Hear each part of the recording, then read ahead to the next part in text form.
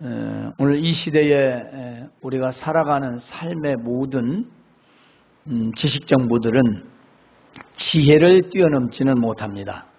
그래서 지금은 정보 시대가 아니라 지혜의 시대라 그렇게 말을 합니다. 과연 그 지혜란 무엇일까요? 또 우리가 말하는 지혜는 무엇일까요? 그래서 우리는 이 지혜에 대한 말씀, 도대체 하나님은 왜 우리에게 지혜를 소유하라 하시는 건가? 그래서 말씀의 제목을 지혜를 주시는 이유 그랬습니다. 여러분 이번 명절에 이제 어른들을 또 만나서 함께 얘기하는 가운데 이런저런 아마 말들을 들었을 거예요. 혹은 뭐 권하는 말이나 또 금하는 말이나 이런 이야기를 듣습니다. 나이가 들면 자식들에게 혹은 젊은이들에게 잔소리를 좀 한다고 합니다. 그 잔소리는 무엇이냐면 이미 자기가 직접 경험하였거나 혹은 다른 사람의 경험을 들어서 말을 한다는 거죠. 자, 이것은 우리는 뭐라 하냐면 경험에 의한 예지 능력이라고 말해요. 이제 여러분들 한번 돌아보십시오. 여러분이 초등 시절, 중고등 청년 시절, 이 시절과 나이를 좀 더 먹었을 때 생각할 때 뭐라고 하죠? 전에 내가 너무 어렸어. 그때 내가 몰랐어. 살아보니까 맞았어. 맞네. 그런데 어른들은 어떻겠습니까? 수십 년을 앞서 살았기 때문에 이미 그런 과정들을 다 겪었어요. 인생은 살아가는 환경은 바뀌어도 본질적인 절대 안 바뀝니다. 때문에 이 경험에 의한 이런 예지 능력을 절대 무시할 수는 없다는 것입니다. 그래서 어른들이 그것은 하지 마라. 그것은 이렇게 하라. 저렇게 하라. 그렇게 하면 되느니 안 되는 이런 말씀들을 하시는 거죠. 그렇습니다. 긴 시간들을 지나오면서 경험에 의하여 터득된 바로 그 잔소리는 바로 어른들의 그런 예지 능력이라는 것이죠. 자, 이런 예지 능력, 인간에게 누구나 다 있을 수 있습니다. 그러면 사람의 지혜와 하나님의 지혜는 과연 어떤 차이가 있겠을까요? 사람의 지혜는요, 어떤 일이 일어났을 때에 대처하는 방법 혹은 판단력을 말합니다. 그렇게 해서 사용할 경우가 많습니다. 그리고 자기 중심적에서 자기의 유익을 위하여 자기 모면을 위하여 생각하고 판단합니다. 그래서 어떤 면에 보면 자기 유익을 위한 이기적인 면이 훨씬 강합니다. 다른 사람 어떻든 나만 여기서 오면 되고 나만 괜찮으면 되고 혹은 더 나아가서는 우리 가족만 여기까지. 그런데 하나님의 지혜는 아주 우리가 생각하지 못한 그런 뛰어난 지혜입니다. 자, 하나님께서 우리에게 주시는 지혜는요, 어떤 일이 일어나기 전 그 원인이 일어나지 않도록 하기 위한 예방적인 지혜라는 것이죠. 그래, 일이 터져서 그걸 해결하여 동분서주하고 고민하고 이러는 게 아니라 그 일이 일어나지 않기 위한 지혜를 말씀하고 있다는 것입니다. 원인이 되지 않는. 자, 뿐만이 아닙니다. 다음에는 부득불 일어나는 일입니다. 왜냐? 그러한 일을 예방하지 못하기 때문에 일어났을 때에 어떻게 대처할 것인가? 바로 그 해결을 책에 대한 그 말씀이 지혜의 말씀이라는 거죠. 자, 아까는 나를 중심으로 해서 나만 모면하고 나에게 유익하고 너는 손해보든 간에 이런 생각이었다면 나도 유익하고 너도 손해보지 않으며 모두가 좋은 평화적인 방법, 바로 그것이 지혜라는 것입니다. 그것이 하나님의 지혜라는 거죠. 따라서 하나님도 기뻐하시고 상대방도 좋고 나도 좋은 선택을 하는 것을 하나님의 지혜라고 합니다. 차원이 비교가 되지 않습니다. 사람들은 각자가 다 머리를 쓰고 생각하고 판단할 때 다 자기 중심입니다. 자기 유익하고 관계없으면 냉정히 말하면 죽든 말든 그러나 하나님께 주신 지혜는 그러지 않습니다. 나와 다른 사람이 공정하게 이롭도록 하게 하는 이 지혜, 하나님의 지혜입니다. 자, 그러면 잠언에서 말하는 지혜를 어떻게 말하고 있을까요? 잠언에서 지혜는 호크마라 하는 단어를 씁니다. 지난주에도 말씀드렸죠. 자, 이 호크마, 하나님의 생각, 하나님의 그 뜻과 의지를 포함한 하나님의 생각, 하나님의 구상, 하나님은 어떤 것을 어떻게 하고 살아가면 좋아하실까를 인간들에게 주신 말씀이 잠언이라는 것입니다. 잠언은 솔로몬에 의해서 경험되어진 그런 이야기들이라고 했습니다. 그리고 경험 속에서 생겨난 말들이라고 했습니다. 그건 하나님이 주셨다고 했습니다. 사람이 행위를 했고 사람이 그걸 통해서 얻었지만 그 모든 것은 솔로몬에게 주신 하나님의 근본이 있다는 것입니다. 그래서 이걸 하나님의 지혜라고 그렇게 말을 하는 겁니다. 그래서 이 지혜를 의인화시켰어요. 그래서 나는 하고 사람처럼 뿐만 아니라 마치 하나님처럼 하나님 자신을 말씀하기도 합니다. 그 지혜는 하나님이고 하나님의 생각이고 사람처럼 그렇게 의인화되었다는 거죠. 실제적인 것입니다. 그래서 지혜를 얻는다라는 것은 하나님을 얻는 것이고 하나님의 생각을 얻는다라는 것입니다. 때문에 지혜를 얻는다는 것은 하나님을 내 안에 모셨다. 하나님의 눈이 우리 인간 중할 때 하나님의 생각을, 하나님의 모든 총체적인 아이디어, 모든 생각들을 다 내가 얻었다라고 해도 과언이 아닙니다.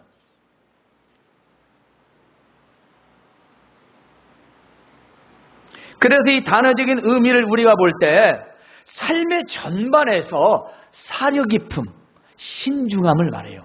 자, 사려 깊음, 신중함.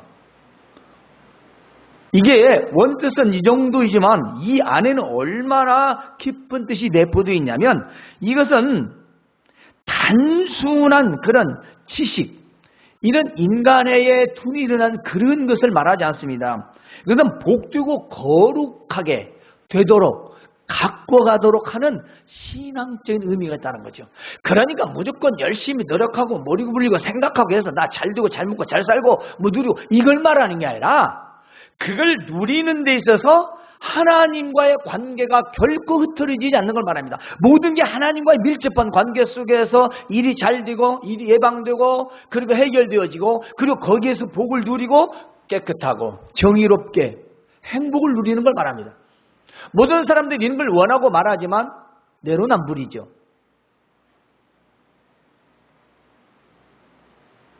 내가 하면 노맨스고 네가 하면 불륜이다. 그러니까 내가 하면 그렇고 네가 하면 아니다. 이런 식의 생각은 정치적인 얘기뿐만 아니라 우리 삶에서도 많이 있습니다. 내가 하면 괜찮고 네가 하면 나쁘고 그런 얘기가 얼마든지 있죠.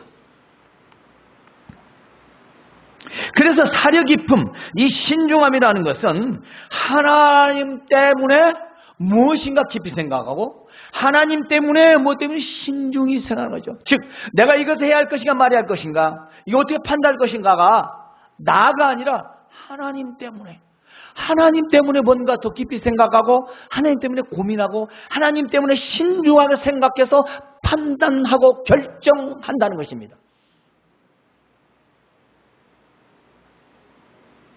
자, 우리가 주부들이 밥을 할 때 그냥 합니까? 그럼 그 밥은 10중 8구 질거나 덜 익거나 합니다. 그러죠?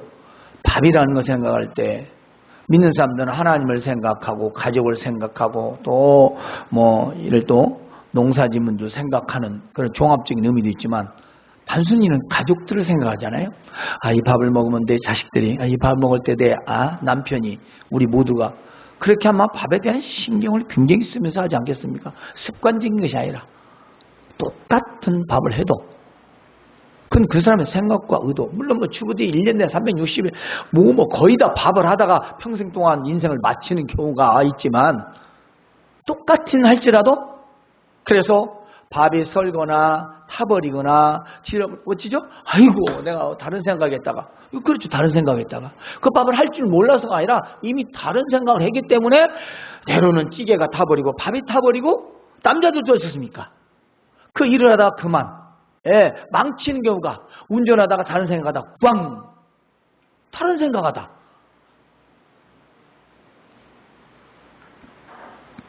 우리가 세상을 살아갈 때 그렇게 다른 생각하듯 판단하고 일을 할 수 없지 않습니까? 즉 여기서 다른 생각이라는 말은 쓸데없는 생각이라 세상 사람들이 안 믿는 사람들이 생각하는 것처럼 생각하고 판단하는 것은 하나님의 지혜는 아니다 그 말씀입니다. 그런 생각들은 무수히 많고 얼마나 우리보다 뛰어난 두뇌를 가진 사람들이 수두룩합니다.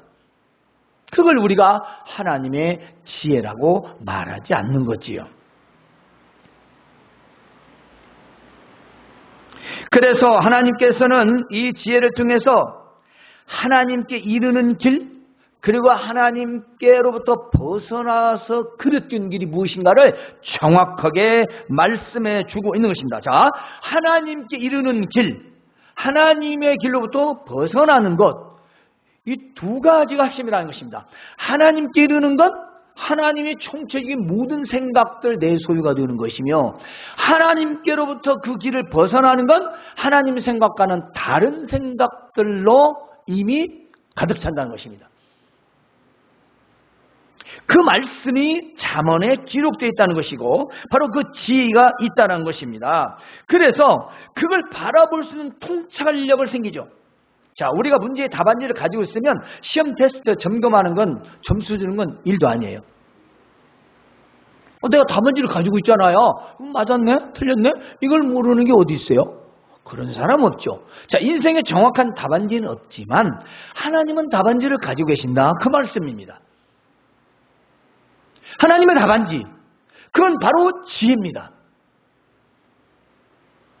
따라서 우리는 하나님 말씀을 통하여 얻어지는 그 지혜를 통해서 인간 세상의 모든 살아가는 삶에서 사람의 통찰력이 아닌 하나님의 통찰력을 가지고 나의 삶의 모든 분야에서 적용시키고 그걸 실행하며 살아가는 것이 지혜로운 생활인 것입니다. 뿐만이 아닙니다. 이러한 신앙적 의미와 사람의 근본적인 것을 이해하는 능력과 또 하나님께 대한 경건함, 하나님께서 우리에게 요구하시는 것이 무엇인지 판단하고 분별할 수 있는 판별력을 우리에게 주시는 거죠. 그러므로 잠언에서 말씀하시는 이 지혜는요, 삶의 전반에서 복되고 거룩하게 살기 위한 것입니다. 어떤 한 부분에서 돈을 많이 벌어서 일이 잘 되어서 내 자식이 잘 되었으니까 남편이 돈 많이 벌었으니까 이런 데서 오는 그런 부분적인 기쁨이 아니고 부분적인 것이 아니라 삶의 전체적인 데서 복되고 거룩하고 기쁘게 라는 것이 명제되어 있다는 거죠. 그냥 단순히 우리는 오늘날 갑자기 하는데 돈이 하여튼 좋은 일로 많이 생겼어요. 얼마나 기쁩니까? 그걸 나쁠 셈 어디 있겠어요. 하지만 그것이 복되느냐, 그것이 거룩하냐, 그건 다른 얘기잖아요.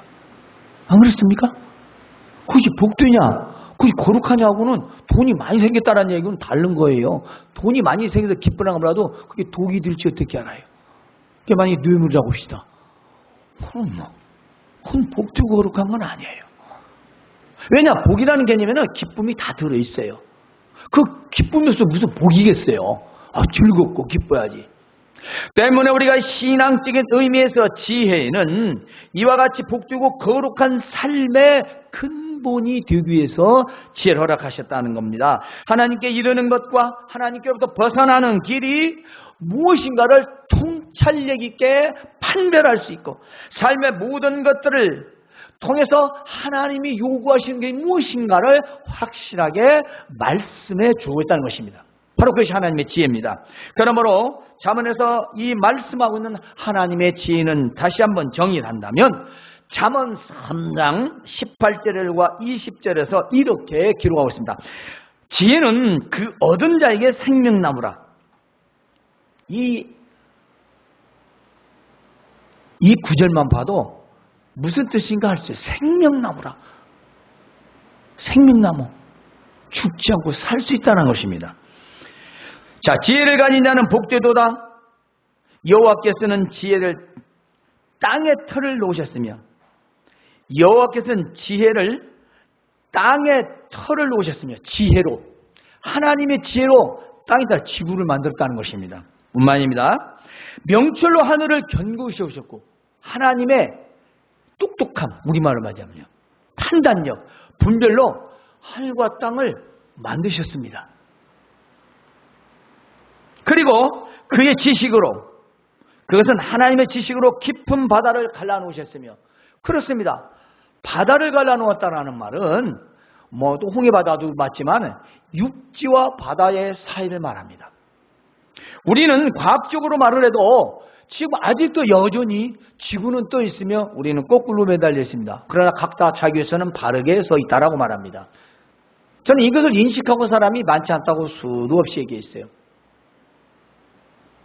우리 인간 존재가 얼마나 연약한 존재인가. 과연 이렇게 교만하게 내 생각대로 살아가는 것이 맞은 건가. 너무 자신을 모르는 거죠. 그렇습니다. 그런데 하나님께서는 공중에서 이슬비를 내시다. 자, 땅, 하늘, 바다, 비, 총체적인 이 천지 만물, 하나님께서 지혜와 명철로 이 천지 창조를 하셨다, 그 말씀입니다. 이 세상의 우주 만물을 만드신 그 지혜야말로 그 속에서 사는 사람과 비교가 될 수 있습니까? 사람을 만드신 하나님의 지혜와 그 만든 피조물의 생각과 지혜가 비교가 되겠냐 이 말씀입니다. 비교가 돼요? 그럼 비교할 수 없어요. 하나님의 지혜는 천지 만물 창조 주관뿐만 아닙니다. 지금도 다스리고 계시죠. 인간의 생사화복을 주장하시고 주관하시고 다스린다라고 기록되어 있습니다. 자, 그러면 우리가 인간의 생사화복, 태어나서 죽고 복을 받고 화를 당하는 모든 것들이 하나님께 달려있다, 그 말씀입니다. 인공의 성공 실패, 번영과 그리고 궁핍, 이 모든 것들은 하나님 손에 달려있다, 그 말씀입니다.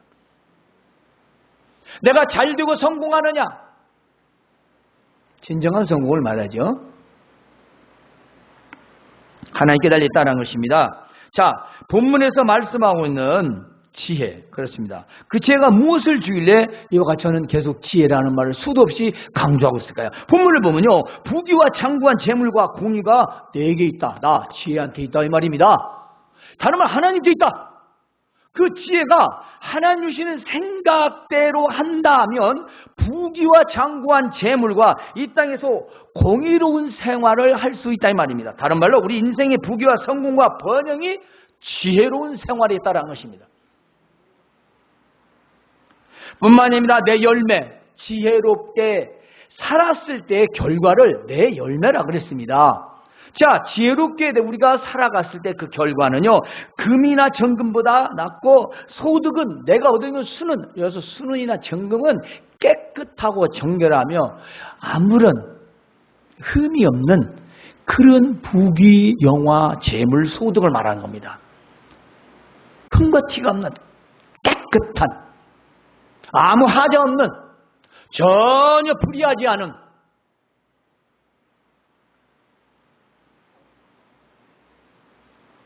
때문에 지혜가 주는 것은 정금과 수는보다 훨씬 낫다. 비교스다. 과거에 정금과 수는요, 아주 정직하고 순결하고 의롭고 바른 그런 부를 말하고 있어요. 그러잖아요?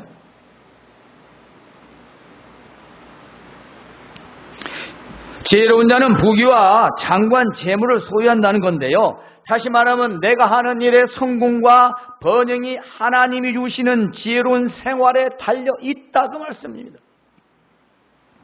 왜 지혜로워 사는 자는 인생의 부귀와 성공과 번영을 누리는가? 이를 증명하는 말씀도 있습니다. 잠언 16장 9절에 사람이 마음으로 자기의 길을 계획할지라도 그 걸음, 그 인생, 그의 삶의 계획 모든 걸 인도하시는 분은 여호와시니라 라고 잠언 16장 9절에 분명히 기록되었습니다. 우리가 사람의 마음대로 내가 이렇게 살아야지, 내가 이렇게 해야겠다, 내가 이렇게 하면 좋겠다라고 계획할지라도 그것이 어떻게 되느냐는 하나님께 달렸다라는 것입니다. 이걸 모르면 우매한 인생인 거예요. 이걸 모르면 어리석은 거예요. 이걸 모르면 세상 사람과 똑같은 거예요. 즉 사람이 자기 마음대로 앞길을 계획하지만 그 걸음을 일의 앞에 진행에 있어서는 인도하는 건 하나님이시다. 하나님이 인도해 주지 않으면 그 끝입니다. 끝이에요. 일의 성공과 번영을 위해 사람들은 자기의 지식과 경험과 정보를 동원하여 계획하고 실행에 옮깁니다. 자신이 가지면 모든 것들을 다 동원하여 계획하고 실행하고자 합니다. 그렇게 살아갑니다. 그래서 때로는 하나님과 관계없는 성공과 번영을 얻기도 합니다. 그래서 하나님과 관계가 없다는 것은 믿지 않는 자도 나름대로 성공을 하고 잘 살더라, 그런 의미입니다. 그러나 이것은 성공이 아니라 곧 불행의 성공이라는 것입니다. 왜냐? 하나님이 없기 때문입니다. 그렇다면 잠언에 있는 말씀은 아무 쓰잘데기가 없습니다. 악인의 부귀는 풀과 같다라고 했어요. 그건 곧 배임을 당하고 그건 곧 말라 비틀어질 거라. 그러니까 악인들이 잘 되는 거 부러우지 말라. 세상 사람들이, 믿지 않는 사람들이 부귀영화를 위해 산다 할지라도 그 부러우지 말라 이 말이에요. 그건 풀이다. 풀과 같다. 따라서 우리 인생의 삶의 길에서 그 걸음을 인도하시는 이유는 하나님이시기 때문에 그 결과, 즉 인생의 마지막은 하나님께 달렸다라는 것입니다. 그렇다면 나의 일의 성공과 번영을 하나님께서 인도하시는 것이 좋을 것인가? 아니면 사람의 생각과 지혜와 판단을 하는 것이 좋을 것인가? 우리 한번 생각해 봅시다. 우리 젊은이들 생각해 보세요. 자, 내가 일을 하고자 하는 계획들을 하나님께 맡기고 인도를 받는 게 좋겠어요? 그냥 내 생각과 판단, 내가 아는 지식을, 지혜를 동원해서 내가 하는 게 좋겠습니까? 어떤 게 좋을까요? 선택은 여러분 몫입니다. 우리는 삶이 형통하고 잘되고 물질을 소유하고 그것을 사용하며 행복을 누리기를 원합니다. 또 소망하고 있죠. 따라서 우리가 세상에서 진정한 성공과 그런 번영의 축복을 받으려면 참 지혜를 얻어 지혜롭게 살아갑니다. 왜냐하면 잠언 10장 22절에는 이렇게 기록되어 있습니다. 여호와께서 주시는 복은 사람을 부하게 하고 근심을 겸하여 주지 아니하시니라. 돈을 벌었는데 걱정이요. 집을 샀는데 걱정이요. 그건 복이 아니라고 했잖아요. 걱정이 없어야죠. 근심, 왜냐? 하나님의 복은 근심을 겸하여 주지 않습니다. 자동차를 샀는데 걱정이요. 그건 복이 아니에요.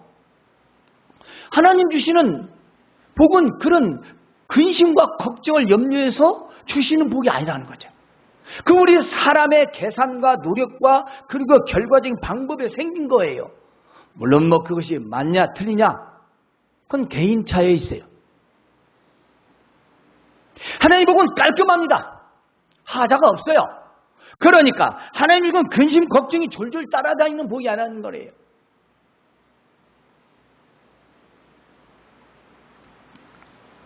하나님께 주시는 복은 세상의 복과 다릅니다.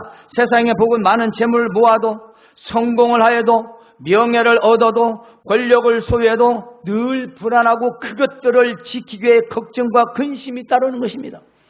그러잖아요. 우리가 뭐 뉴스만 보십시오. 뉴스만 봐도 뭐 있다고 행복합니까? 아유, 자식 때문에 걱정이고 회사 경영 때문에 문제가 생기고 자기 자신 때문에 문제가 생기고 사회적으로 문제가 생기고 정치적으로 문제가 생기고 아니 골치가 아프잖아요. 뭐 돈은 많아서 다 소유하고 살지는 몰라도 그걸 지키기 위해서 얼마나 그 사람들 우리 1% 사람들, 우리 이해 못하듯이 우리도 1% 사람들 감히 이해 못해요. 그 1%가 돼봐야 그 사람들 이해를 해요. 못하는 거예요. 돈을 예를 들어서 수백억, 수천억을 만지면서 사는 사람하고 몇십만 원, 몇백만 원 만지면서 사는 사람하고는 차원 생각이 달라요. 돈의 차이가. 그래서 우리가 살아갈 때 돈을 무서워하지 않으면 망하는 겁니다. 그냥 망하는 거예요. 간단해요. 돈을 무서워한다는 말은 돈을 함부로 생각 안 한다 그 말입니다. 돈을 쉽게 생각하지 않는다는 얘기요. 뭐 자린고비가 되라는 말이 아니라 인색하면 안 되죠, 사람이. 네. 우리 인간으로서 행할 도리는 해야죠. 그런데 우리가 그렇게 자린고비처럼 사는 것도 문제지만은 돈을 함부로 생각하는 것도 문제예요. 왜냐? 돈 단위는 제가 경험해서 알아요. 시내버스를 타고 내는 1,000원 단위가 돈입니다. 택시를 타고 다니는 사람은 택시가 돈 단위예요. 돈 있어? 없어. 그 말은 나 돈 2,000원, 3,000원밖에 없는데 그럼 그 사람 그 밑에는 돈이 아니에요. 그 돈이 아니라는 말은 돈 단위가 올라간 거예요. 자, 거기다가 뭐 카페 가서 커피 마시고 돌아다녀 10,000원. 음식점 좀 다니다 50,000원. 야, 그게 돈이에요. 돈 있어? 돈이 조금밖에 없는데? 얼마? 40,000원. 40,000원은 돈이 아닌 거예요. 여러분들이 그걸 몰라서 여러분이 쓰는 사용 말을 통해서 내 자신의 돈의 등급이 자꾸 올라가는 거예요. 그래서 사업하는 사람들이 몇십만 원? 몇백만 원? 억대? 그걸 자연스럽게 말하는 거예요. 왜냐? 자기가 쓰는 돈의 수준이 거기서부터 시작되니까. 그래서 짜장면집은 짜장면 돈이 기본이어야 되고 커피집은 커피집이 돈이 기준이 돼야 된다는 것은 택시와 화물차는 달라요. 밥 먹는 것도 달라요. 당연하죠. 왜 그렇습니까? 나의 수입의 시작에 그 돈의 수준이 거기이기 때문에. 그것은 무슨 가난과 부를 말하는 게 아니라 우리가 돈에 대한 씀씀 부일 말할 때 우리는 그들을 이해할 수 없고 그들은 우리를 이해하지 못하는 것과 다르지 않다 그 말씀입니다. 때문에 우리는 세상에서 출세와 성공, 권력과 부를 소유해도 근심하지 않는 복을 받아야 됩니다. 내가 돈을 많이 벌어도 내가 성공을 해도 내가 어떤 권력을 가져도 우리는 근심하지 않는 바로 그런 것을 얻기 위해서 지혜를 주셨다 이 말씀이에요. 그러니까 성공을 해도 지혜롭게, 그리고 부를 축적해도 지혜롭게, 권력을 소유해도 지혜롭게 하나님이 주신 그 지혜를 통해서 얻으라는 겁니다. 그리고 지혜는 세상에서 정의로운 삶을 살게 합니다. 나는 정의로운 길로 행하며 공의로운 길 가운데로 다닌다. 이것은요, 지혜로운 사람은요, 의로운 길로 가고 공평한 길을 행한다는 겁니다. 이것은 지혜는 불의한 방법을 쓰지 않고 의롭고 공정한 방법으로 성공하고 번영을 누린다는 겁니다. 자, 우리가 지금 근간에 모은 말입니다. 이 많은 것을 가진 사람들의 지금 어떻게 되는가? 우리가 물론 편집되어 가는 거지만 사실적인 것들도 있죠. 우리가 보진 않았지만 얼마나 가지고 그 고통 속에서 그걸 굳이 또 혹은 그렇지 않으면 안 되는, 해야만 하는 뭐 이런 일들은 수도 없이 있습니다. 얼마든지 있습니다. 그래서 많은 재물과 이 명예와 권력, 성공 이런 것들이 만약에 의롭지 못한 방법으로 얻었거나 이뤘다라면 결국은 스스로 책임을 져야 합니다. 이게 어디 권력과 성공, 부귀뿐이겠습니까? 우리가 여러분이 살면서 나의 삶에 일어나는 모든 일들에 대한 책임은 결국 남이 지어주지 않습니다. 내가 그 책임을 져야 합니다. 아무도 내 책임을 져지 않습니다. 그렇다면 우리는 중요한 게 뭐겠어요? 지혜를 얻어서 지혜롭게 살아야 한다는 거죠. 내 일치가 현재 마이너스든 플러스든 그게 중요한 게 아니라 여기서부터 어떻게 살아야 할 것이냐가 중요한 것입니다. 이미 되어진 것들은 방법이 없어요. 왜냐? 앞으로의 교육 속에서 이것들은 메꿔 나가야 하는 것들이죠. 이제부터라는 것입니다. 이제부터 여러분들이 지혜롭게 살았다면 더 지혜롭게 얻어서 더 명철하게 살아가시고, 그러지 못했다면 이제부터라도 하나님의 지혜를 동원해서 그 지혜를 통하여 지혜롭게 살아갑니다. 그래서 마이너스를 플러스로, 플러스를 더 더블로, 결국 계속 우리는 하나님 앞에서 진정한 성공과 번영을 누려야 된다는 것이죠. 잘못된 것을 고치지 않으면 그건 끝없이 계속해서 이어질 뿐입니다. 사라지는 것이 아닙니다. 우리 몸에 있는 질병도 그걸 고치지 않으면 가만히 있는 것 같지만 없어진 거 아니잖아요. 그래서 그걸 암이라고 한다잖아요. 가만히 있다가 날 툭 튀어나와서 몇 달밖에 못 살아. 이걸 누가 장담하겠어요? 아무도 장담할 수 없는 겁니다. 그래서 하나님의 지혜로 부귀와 성공과 번영을 얻은 것은 어떤 부작용이나 근심이 있을 수 없다는 것입니다. 그러므로 지혜는 우리를 올바른 길과 공정한 길로 인도하는 겁니다. 그것이 사업이든 직장이든 자영업이든 그래서 어떤 것이든 간에 불이한 결과가 있지 않도록 하기 위해서라는 것입니다. 여러분들이 열심히 했는데 그것이 불행한 결과를 요즘 찍었어요. 그것이 불이하게 되면 어떻게 되겠어요? 세상의 법정에 서야 됩니다. 뿐만 아니라 하나님께서도 용납지 않으십니다. 그렇잖아요.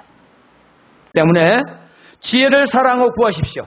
지혜를 사랑하고 찾아 만나시길 바랍니다. 나를 사랑하는 자들이 나를 사랑을 입으며, 그 말은 나를 찾는 자, 나를 사랑한다면 나도 그 사랑으로 대하겠다라는 것이요. 사랑이 사람으로 생각한다면 나를 사랑하면 나도 그 사랑을 입혀주겠다. 더 쉬워서 입혀주겠대요. 그럼 뭐겠어요? 우리가 의롭다 할 때 칭을 하겠잖아요. 옷을 입은 것처럼. 내가 비록 예생했지만 여기다가 고급스러운 명품을 입으면 사람이 고급스러워 보이잖아요. 물론 뭐 사람이 고급해진 것은 아니지만, 예를 들어 말하면 제가 지혜를 얻었다 하면 지혜로 이렇게 우리는 한번 스타일을 완전히 고쳐버린 거예요. 그런데 의상은 껍데기지만 이건 속에서부터 겉에까지 다 지혜로워진 거예요. 하나님의 죄는 그래서 온 거예요. 인간의 죄는 말짱하니 얍사하게 잔꾀요.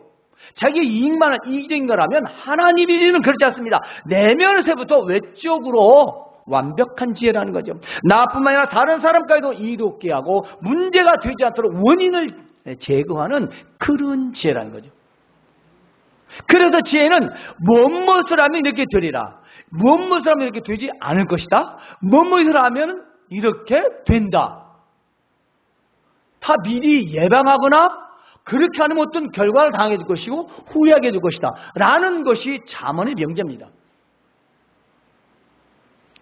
그런데 그걸 건너먹는다? 그러면 그러잖아요. 어른들이 거 봐라 거 또 내가 너 옛날 어렸을 때 얘기하지 않던 너 지금 바로 후회자냐? 왜 그러겠어요? 그때는 자기가 지금 다 알 것 같아죠. 그리고 살아보지도 않은 인생 뭐 아버지라고 다 압니까? 이렇게 얘기하잖아요. 내 인생은 내 인생이고 아버지 인생은 아버지 인생이지 않습니까? 이렇게 얘기하잖아요. 아니요. 기간만 다르지 똑같아요. 한번 살아보세요. 인터넷에 며느리들이 시댁에 가면 이 호칭 때문에 기분이 상한대요. 그래서 다 C로 하자고 이런 것이 이제 명태리가 또 불거졌어요. 근데 다 빼고 어떤 분이 이렇게 썼더라고요.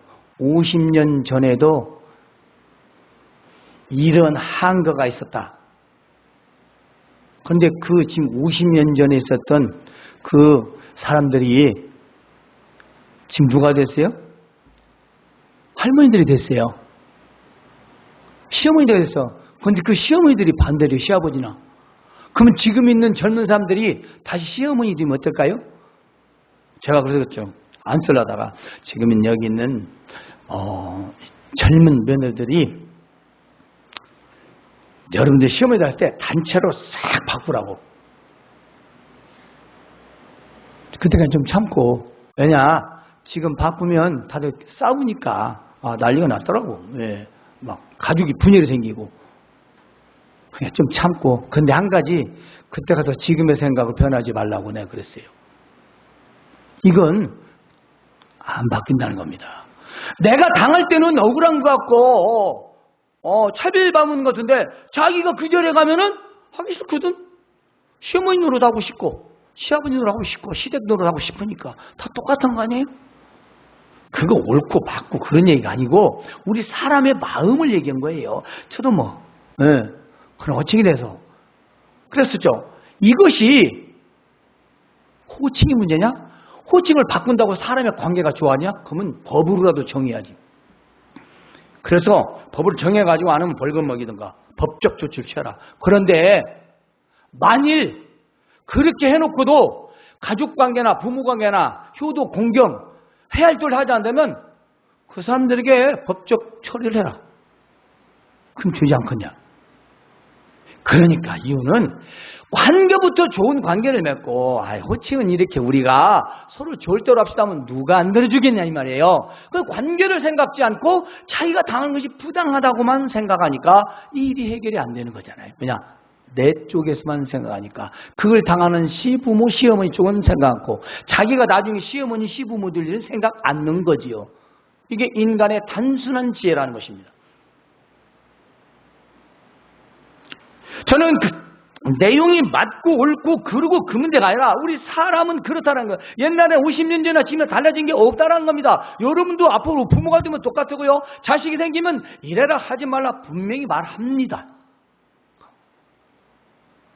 물론 성격상 아무 말도 안 하는 분도 있더라고요. 때문에 하나님의 사랑, 하나님의 지혜, 바로 이 아주 지혜로운 말씀, 이것을 찾는 자는 만나고요. 또 지혜를 사랑하고 또 찾으면 반드시 만날 수 있다라고 말씀하고 있습니다. 이는 나를 사랑하는 자가 재물을 얻어서 그 곳간을 채우려 하느니라. 결론은요, 지혜를 사랑하는 자에게 재물 많이 주려고 그것이다라는 거예요. 지혜를 사랑하고 지혜를 찾는 자에게 그 지혜를 통해서 네 곳간에, 네 창고에 네가 원하는 그 부귀를 몽땅 주려고 지혜를 주시겠다라는 겁니다. 그런데 왜 안 받아요? 네. 결국 지혜를 얻는 길은요 무엇일까요? 하나님을 경외함으로 얻어지는 것입니다. 그렇습니다. 지혜는 곧 하나님의 말씀입니다. 이 말씀을 들을 때 믿고 경외함으로 생기는 겁니다. 그리고 믿음과 지혜는 불가분의 관계입니다. 뗄 수 없습니다. 믿음은 곧 지혜와 함께합니다. 그래서 믿음으로 산다는 것은 하나님의 말씀을 통해 지혜롭게 산다라는 것입니다. 하나님 말씀을 통해 지혜롭게 산다. 잠언 1장 7절은 여호와를 경외하는 것이 지식의 근본이거늘 미련한 자들은 지혜와 훈계를 멸시하느니라. 여호와를 경외하는 것이 지혜의 근본이요 거룩하신 자를 아는 것이 지혜의 명철이니라. 잠언 9장 10절. 지혜를 얻는 자와 명철을 얻는 자는 복이 있나니 이는 지혜를 얻는 것이 은을 얻는 것보다 낫고 그 이익이 정금보다 나으니라. 잠언 2장 13절 14절 말씀입니다. 여러분, 하나님께서 잠언의 말씀을 통하여 지혜를 주신 이유가 바로 우리를 위한 것이라는 겁니다. 그래서 지혜는요 인생의 부귀 영화 그리고 성공과 번영을 줍니다. 지혜가 주는 것은요 정금과 순은보다 낫습니다. 지혜는 정의로운 삶을 살게 합니다. 하나님은 지혜를 통하여 우리에게 풍족한 삶과 그리고 정의로운 삶을 살게 하시려고 오늘의 말씀을 주신 것입니다. 성도 여러분, 늘 언제나 하나님을 경외하며 지혜를 얻고 그리고 하나님께서 주시는 인생의 부귀와 번영과 성공의 삶을 누리시기를 주님의 이름으로 축원합니다. 하나님 우리